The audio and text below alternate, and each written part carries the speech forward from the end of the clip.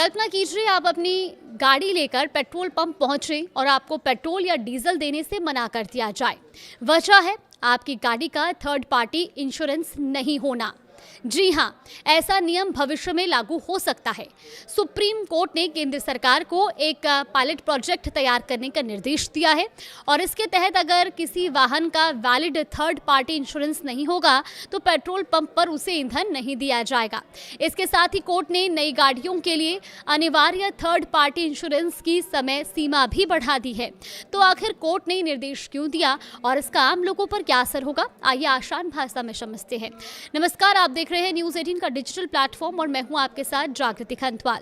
तो सबसे पहले जानते हैं कि कोर्ट ने आखिर क्या कहा है। देखिए, जस्टिस संजय करोल और जस्टिस प्रशांत कुमार मिश्रा की पीठ ने केंद्र सरकार को ऐसा पायलट प्रोजेक्ट तैयार करने के लिए कहा है जिसमें पेट्रोल पंपों को गाड़ियों के वैलिड थर्ड पार्टी इंश्योरेंस से जोड़ा जाएगा।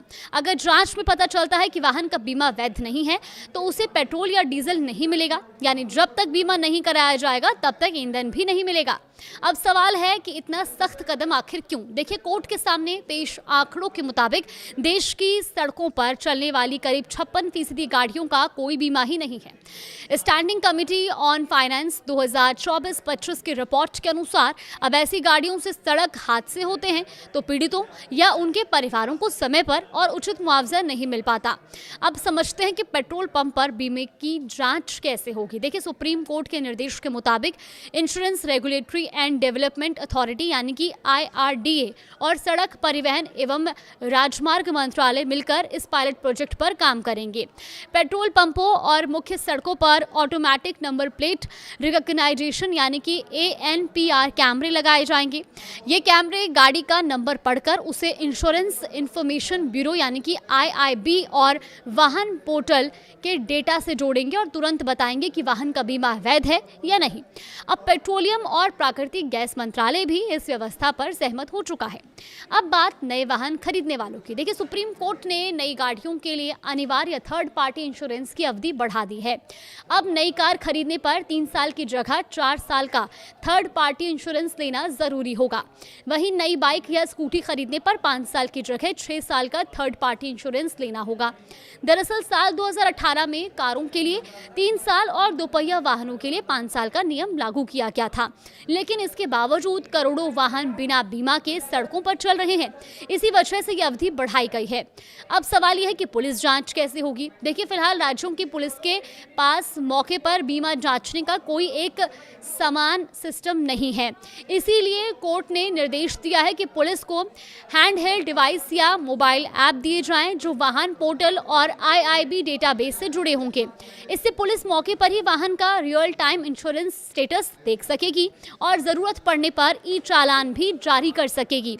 सुप्रीम कोर्ट ने टोल प्लाजा को लेकर भी अहम निर्देश दिए हैं।